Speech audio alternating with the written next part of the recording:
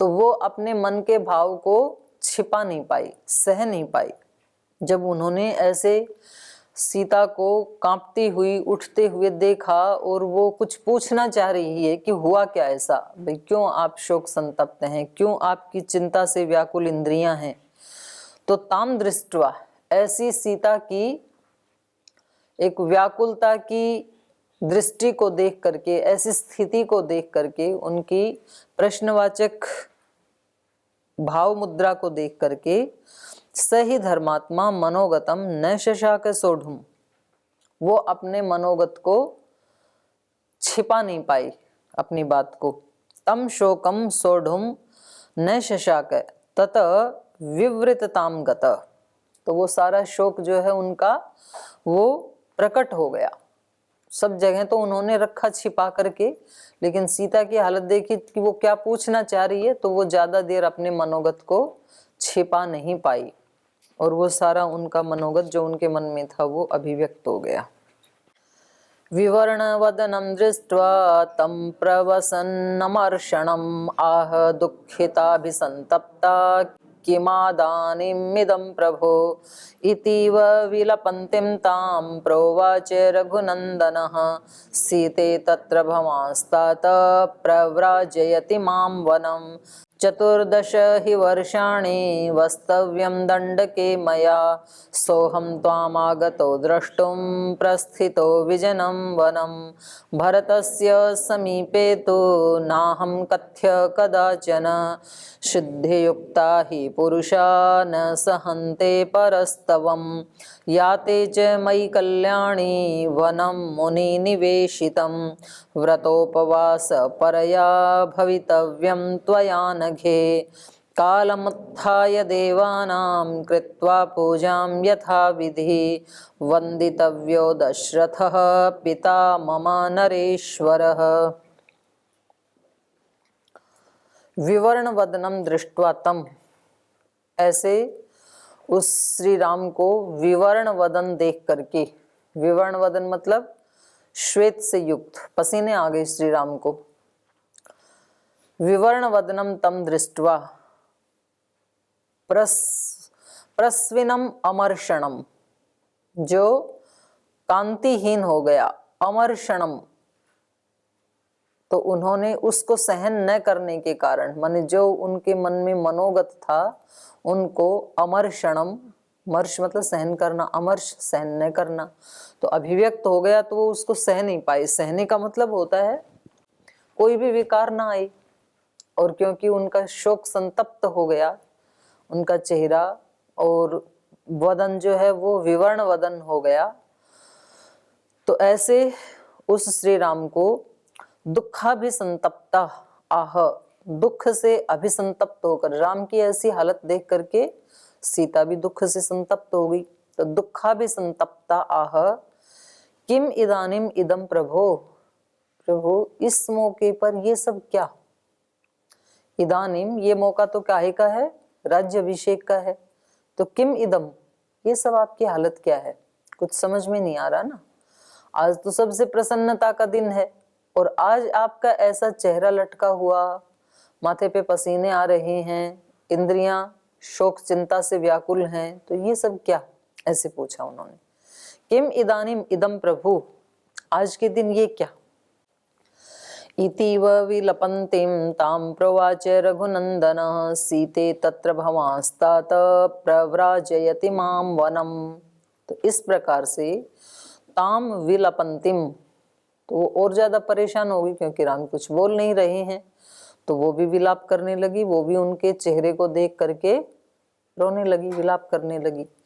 ताम विलपन्तीम, तो उसको विलाप करते हुए, उसको दुखी होते हुए देख करके, इतिव इसी प्रकार से, ताम रघुनंदन प्रोवाच, तो श्री राम ने सीता माता से कहा, सीते तत्र भवां तातः प्रव्राजयति मां वनम, हे सीते भवां तातः प्रव्राजयति मां वनम, पिता ने मुझे वन जाने की आज्ञा दी है। प्रव्राजयति भेजना चाहते हैं, माम वनम, मुझे वन में भेजना चाहते हैं मेरे पिता। 14 ही वर्षाणि वस्तव्यम दंडके मया, सोहम त्वामागतो द्रष्टुम प्रस्थितो विजनम वनम। और वन में कितने दिन जाना है? 14 ही वर्षाणि, 14 साल तक। वस्तव्यम मया दंडके, मुझे दंडकारण्य में 14 वर्ष रहना है, निवास करना है। सो हम त्वाम द्रष्टुम आगत, तो इसलिए मुझे क्योंकि जाना है आज वन में, तो मैं आपको देखने के लिए आ गया। त्वाम द्रष्टुम आगत अहम प्रस्थितो विजनम वन, वन में प्रस्थान कर रहा था, तो प्रस्थान करने से पहले एक बार तुझे बताने के लिए और तुझे देखने के लिए मैं यहाँ आ गया। तो अब भरत का राज्य अभिषेक होगा, वो राजा बनेंगे, मुझे वन में जाना है, तो तुझे भरत के सानिध्य में और इस परिवार में कैसे रहना है, वो कुछ बातें श्री राम बता रहे हैं सीता को। भरतस्य समीपे तो नाहं कथ्य कदाचन, रिद्धि युक्ता ही पुरुषा न सहन्ते परस्तवम। भरतस्य समीपे, भरत के सामने, ना हम कदाचन ना हम कथ्य, कभी भी मेरे बारे में, मेरी विशेषताओं के बारे में चर्चा मत करना। भरत के सामने जब बात करे तो मतलब मेरी ही प्रशंसा मत करते रहना। कदाचन ना हम कथ्य, मेरे बारे में मत बोलना, क्योंकि रिद्धि युक्ता ही पुरुषः, जब रिद्धि को कोई व्यक्ति प्राप्त कर लेता है, रिद्धि मतलब समृद्धि, रिद्धि सिद्धि दो शब्द सुने होंगे ना आपने। सिद्धि होती है आध्यात्मिक उपलब्धि और रिद्धि होती है लौकिक उपलब्धि। तो कह रहे रिद्धि युक्ता ही पुरुषा, लौकिक समृद्धि को प्राप्त हुए हुए जो पुरुष होते हैं वो परस्तवम न सहन्ते, दूसरों की ज्यादा प्रशंसा उनको अच्छी नहीं लगती है। जिनके पास लौकिक समृद्धि होती है उनके सामने आप किसी दूसरे की बड़ाई करो तो वो उनको अच्छी नहीं लगती है। तो क्योंकि भरत को अब चक्रवर्ती साम्राज्य मिलने वाला है, तो इस रिद्धि को प्राप्त करके हो सकता है आज तो वो मेरी प्रशंसा सुनने में आनंद लेते हैं, पर कल उनको जब रिद्धि प्राप्त हो जाएगी तो उनको ऐसा लगेगा कि आप मेरी प्रशंसा करके एक सम्राट का अपमान कर रही हैं, तो इसलिए उनके सामने मेरी प्रशंसा मत करना। तो ये भी सीखने जैसी बात है, क्योंकि कौन किसकी प्रशंसा सुन सकता है वहां पर ही प्रशंसा करनी चाहिए। जब दूसरा व्यक्ति किसी दूसरे की प्रशंसा सुनने को तैयार नहीं है और यदि आप वहां पर उसकी प्रशंसा करते हैं तो फिर आपका नुकसान हो सकता है। याते च मयि कल्याणी वनम मुनि निषेवितं, व्रतोपवास परया भवितव्यम त्वया नघे। इसलिए हे कल्याणी, मयि याते, मेरे चले जाने पर, मयि वनम याते, मेरे वन गमन करने पर, मेरे वन में चले जाने पर। वो वन कैसा है?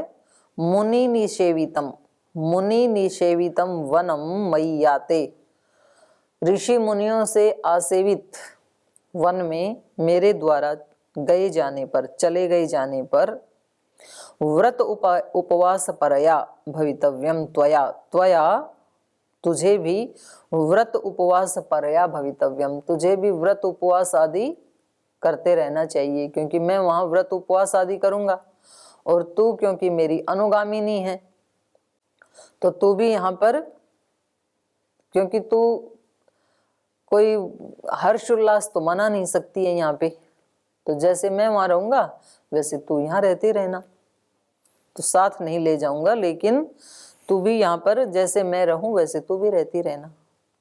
व्रत उपवास परया भवितव्यम त्वया अनघे, हे निष्पाप, अनघे मतलब हे निष्पाप सीते, अघ मतलब पाप, अनघ मतलब निष्पाप। हे निष्पाप सीते, मेरे जाने पर मैं वन में जाऊंगा जहां पर जो वन मुनि ऋषियों के द्वारा निषेवित है, तो इसलिए त्वया अपि, तुझे भी व्रत उपवास परया भवितव्यम, तुझे भी उसी तरह से रहना चाहिए। क्योंकि ऐसी एक लोक की मर्यादा है कि जब उसका पति घर नहीं रहता है और यदि वो महिला बहुत ज्यादा ऐसे आडंबरों में जीती है तो लोग उसको अच्छा नहीं मानते। जिस स्थिति में उसका पति रहता है उसी स्थिति में यदि उसकी पत्नी रहे तो अच्छा मानते हैं और उससे विपरीत रहे तो अच्छा नहीं मानते। तो क्योंकि मैं वहां व्रत उपवास और तपस्या का जीवन जी रहा हूँगा और तू यदि यहाँ ऐसा जीवन नहीं जिएगी तो फिर लोग तेरे को अच्छी दृष्टि से नहीं देखेंगे। इसलिए तू भी ऐसा ही आध्यात्मिक जीवन ही जीना, साधना का जीवन ही जीना तू। काल्यमुत्थाय देवानां कृत्वा पूजां यथा विधि वंदितव्य दशरथः पिता मम नरेश्वरः। ये तो बहुत बड़ी बात कह रहे हैं। पिता ने तो इनको इतना कष्ट दिया, लेकिन ये फिर भी पिता के लिए क्या कह रहे हैं अपनी पत्नी को? काल्यम उत्थाय, ठीक समय पे उठ जाना, सोए मत रहना।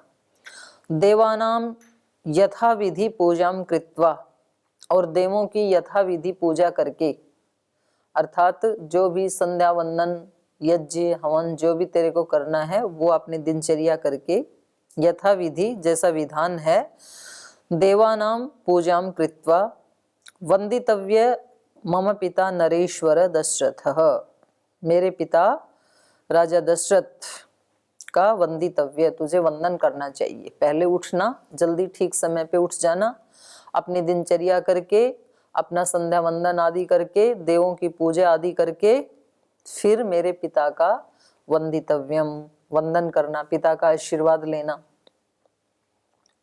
ऐसे नहीं कहा कि उनके पास कभी मत जाना, उनसे बच के रहना दशरथ जी से, ऐसे नहीं कहा। तो ये बहुत बड़ी बात है ना, उन्होंने तो कष्ट दिया और उन्हीं की ही वंदना के लिए सबसे पहले कहा, तो ये बहुत बड़ी बात है। ये योगी ही कर सकता है, ये सामान्य व्यक्ति नहीं कर सकता है। जो व्यक्ति हमें कष्ट देते हैं, कष्ट तो खैर वो क्या देते हैं, हमारे कर्म देते हैं, पर निमित्त कोई बन जाता है तो हमें क्या लगता है कि मेरे दुख का कारण कौन है? ये व्यक्ति है। कोई ना कोई तो होता है सबके जीवन में, कोई एक दो उसके दिल में रहता ही है कि मेरे सारे दुखों का कारण ये है।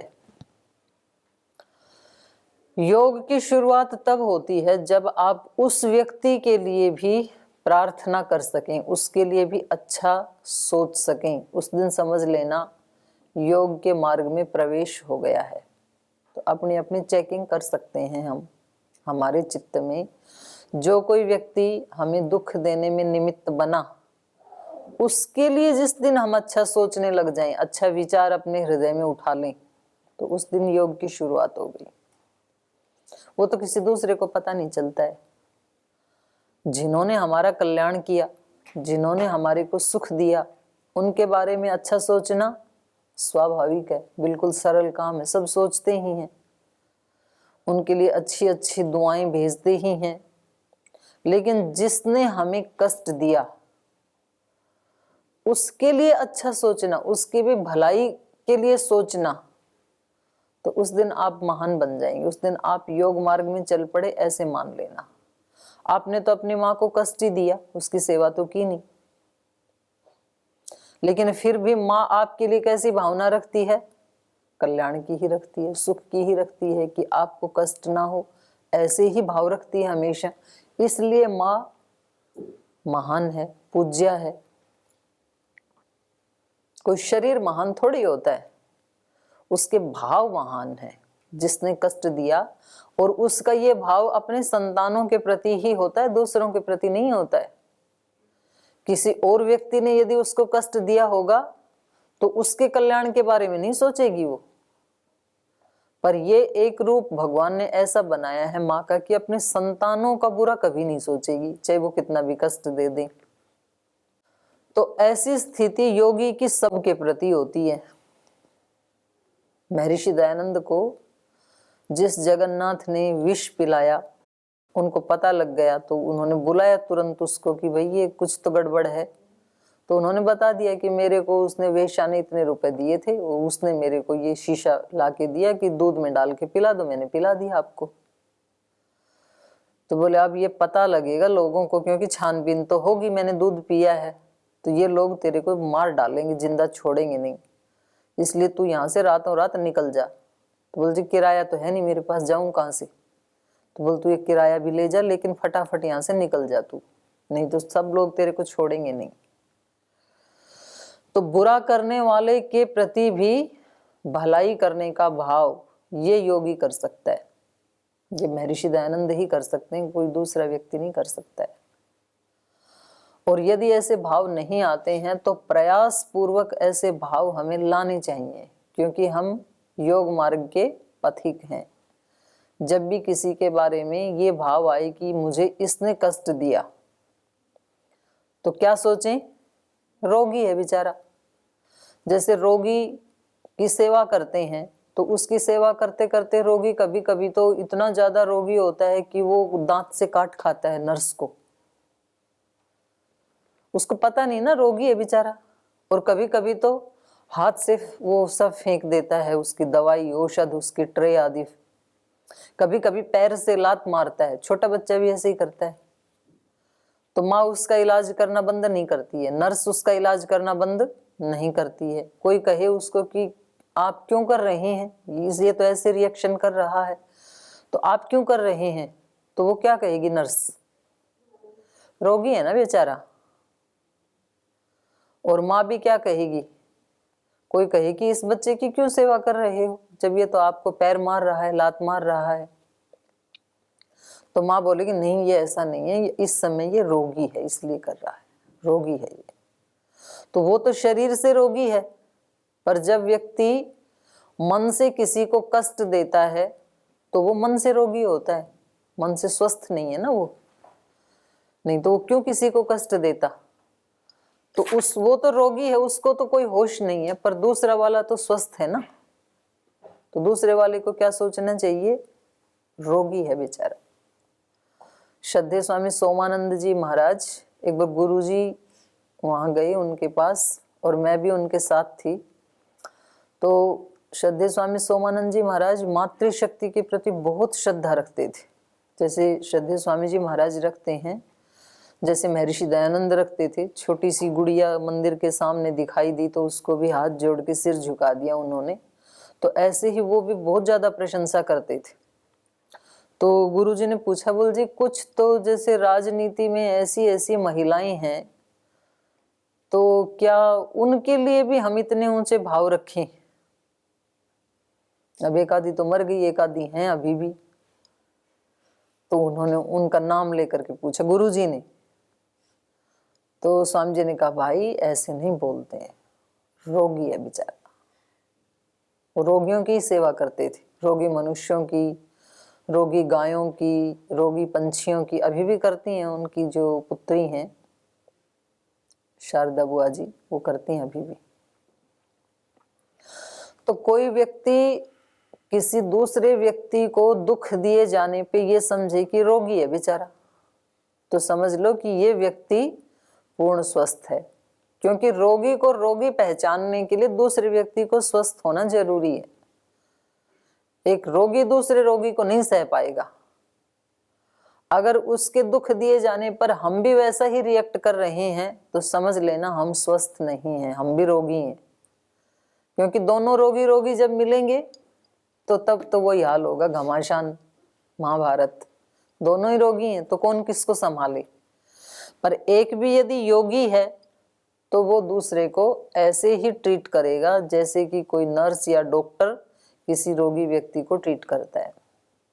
तो यहाँ श्री राम अपने आप को स्वस्थ मान रहे हैं, सीता माता को स्वस्थ मान रहे हैं, और अपने पिता की मजबूरी को वो एक उनकी मजबूरी मान रहे हैं, एक रोग की स्थिति मान रहे हैं। इसलिए उनके प्रति बिल्कुल भी द्वेष नहीं है मन में, बल्कि क्या है उनके प्रति करुणा की भावना है। जो महर्षि पतंजलि ने कहा ना, सुखी को देख करके मैत्री की भावना होनी चाहिए, दुखी को देख करके करुणा की भावना होनी चाहिए। तो क्योंकि महाराजा दशरथ बहुत दुखी हैं इस समय, तो उनके प्रति भावना कैसी होनी चाहिए? करुणा की। तो इसलिए इन्होंने अपनी माँ को भी वही समझाया कि आप पिता को संभालना, क्योंकि वो इस समय बहुत कष्ट में है। कैकेयी ने उनको धोखा दिया, मैं वन में जा रहा हूं, तो इससे ज्यादा कष्ट क्या होगा। तो एक व्यक्ति कितने कष्ट में है, और वो हमारे पिता भी हैं, वो हमारे राजा भी हैं, हमारे प्रभु हैं, तो उनको कष्ट में देख करके हमें क्या करना चाहिए, संभालना चाहिए ना उनको। तो इसलिए अपनी माँ को भी उनको संभालने का उपदेश दिया, और सीता को भी कह रहे हैं कि आप सबसे पहले सुबह सुबह अपनी दिनचर्या करके, संध्या वंदन आदि करके, सबसे पहला काम क्या करना, पिता का आशीर्वाद लेना। वंदितव्य दशरथ पिता मम नरेश्वर, तुझे मेरे पिता की वंदना करनी चाहिए, महाराजा दशरथ की, और उसके बाद फिर माता की, क्योंकि ज्यादा दुखी पिता हैं, क्योंकि पिता बेचारे बहुत एक किम कर्तव्य विमूढ़ स्थिति में फंसे हुए हैं, तो ज्यादा कष्ट उनको, इसलिए पहले पिता का आशीर्वाद लेना और फिर माँ का लेना। माता च मम कौसल्या वृद्धा संताप कर्षिता, धर्ममेवाग्रतः कृत्वा त्वत्त सम्मानमर्हति, वन्दितव्याश्च ते नित्यं याः शेषा मम मातरः, स्नेह प्रणय संभोगैः समाहि मम मातरः, भ्रातृपुत्र समौ चापि द्रष्टव्यौ च विशेषतः, त्वया भरत शत्रुघ्नौ प्राणै प्रियतरौ मम, विप्रियं न च कर्तव्यं भरतस्य कदाचन, स राजा प्रभुश्चैव देशस्य च कुलस्य च, आराधिता हि शीलेन प्रयत्नैश्चोपसेविताः, राजान संप्रसीदन्ति कुप्यन्ति विपर्यये। तो बोले पहले तो प्रतिदिन अपने कर्तव्य कर्मों को यथाविधि करके पिता का आशीर्वाद लेना, और मम माता, माता च मम कौसल्या, और मेरी माता जी भी, कौसल्या माता भी वृद्धा, वो भी बड़ी उम्र वाली हो गई हैं, वृद्ध हो गई हैं, संताप कर्षिता, और संताप ने कृश कर दिया है, दुर्बल कर दिया है, जिनको संताप से दुर्बल हो गई हैं जो, ऐसी मेरी वृद्धा माता कौसल्या को भी धर्मम एवं अग्रतः कृत्वा, तो उनको भी अपने धर्म का पालन करने में अग्रतः कृत्वा, त्वत्तः धर्मम एवं अग्रतः कृत्वा, तुझे उनके साथ भी कैसा व्यवहार करना है, अपने धर्म में सबसे आगे उनको रख करके,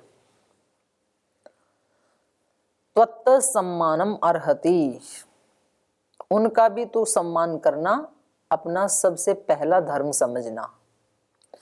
मेरी माता कौसल्या जो संताप के कारण बहुत कृश हो गई हैं, दुर्बल हो गई हैं और वृद्धा हो गई हैं, ऐसी मेरी माता का सम्मान करना भी आप अपने धर्म में सबसे आगे रखना, अर्थात उनका भी सम्मान करना, पिता का सम्मान करना, माँ का सम्मान करना।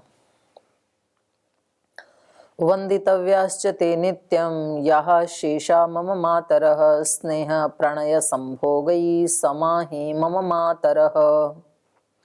कह रहे हैं माता पिता दोनों को वंदन करके सुबह सुबह दोनों का आशीष लेकर, फिर यह शेषा मम मातरः, जो शेष दो मेरी माताएं हैं उनको भी वंदितव्याते, उनका भी वंदन करना है। तो सभी बड़ों का आशीर्वाद लेना है, कैकेयी का भी लेना है, सुमित्रा का भी लेना है, लेकिन उससे पहले मेरे पिता का और फिर माता का लेना है।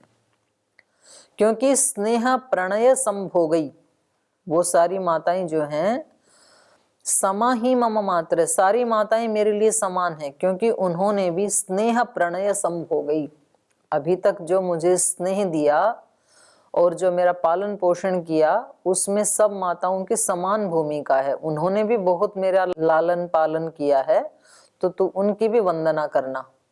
नहीं तो व्यक्ति क्या करता है, किसी के 99% उपकार किया और एक दिन अपकार कर दिया, एक दिन डांट दिया, तो 99 उपकारों को व्यक्ति एक दिन में भूल जाता है, एक त्रुटि के कारण भूल जाता है। उस श्री राम का उल्टा आचरण है। किसी ने हजारों अपकार किए हो, बुरा किया हो, लेकिन एक भी उपकार कर दिया यदि, तो उसको याद रखते हैं कि एक तो उपकार किया था कम से कम, और सामान्य आदमी का बिल्कुल उल्टा। 5 साल तक पढ़ाया लिखाया योग्य बनाया और एक दिन डांट दिया, वो 5 साल का बह गया पानी में। और उस दिन वाले को याद रख के और फिर उपद्रव करता है व्यक्ति। तो ये पहचान है, हम खुद अपनी पहचान कर सकते हैं कि हम योग के मार्ग पे आरूढ़ हैं या सामान्य मार्ग पे आरूढ़ हैं। सामान्य वाले पे होंगे तो पीछे के उपकारों को भूल जाएंगे हम, और योग मार्ग पे आरूढ़ होंगे तो हजारों भी अपकार किए पर एक भी उपकार किया तो उसको याद रखते हैं। तो श्री राम को बचपन में जो लालन पालन किया सब माताओं ने, वो इनको याद है। आज जो अपकार कर दिया, आज जो कष्ट दे दिया, उसको याद नहीं रखा। तो इसलिए कहा कि आप मेरी सब माताओं का भी वैसे ही सम्मान करना जैसे माता कौशल्या का कर रही हो। पिता का ख्याल रखना, अपना भी ख्याल रखना। तो ये इनका उपदेश ऐसे और चलेगा, अभी थोड़ा जारी है, 3-4 श्लोक हैं। अब समय हो गया तो इसको कल पूरा करेंगे, आज यहीं विराम लेते हैं।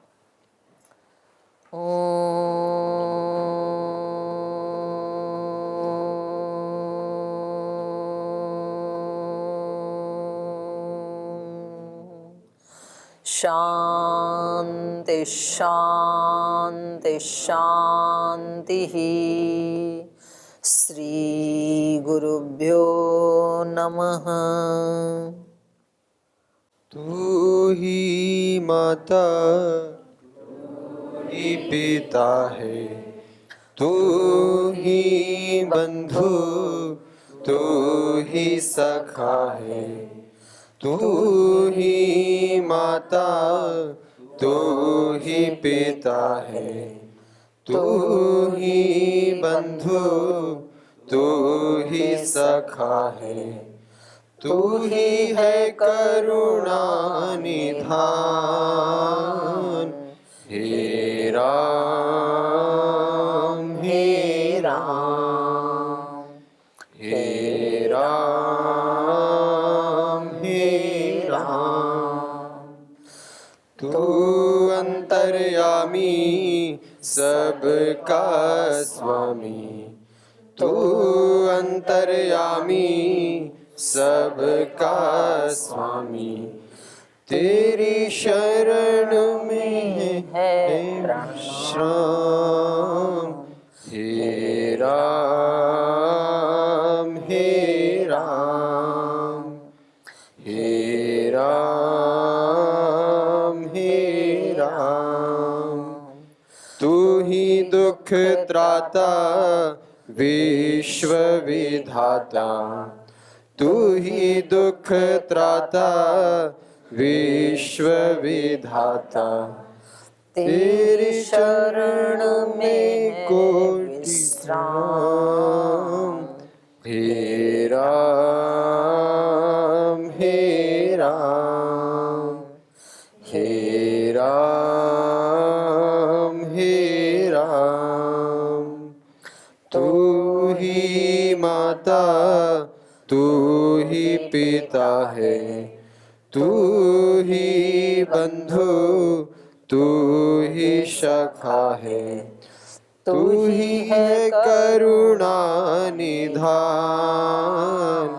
हे राम हे राम, हे राम हे राम, हे राम हे राम।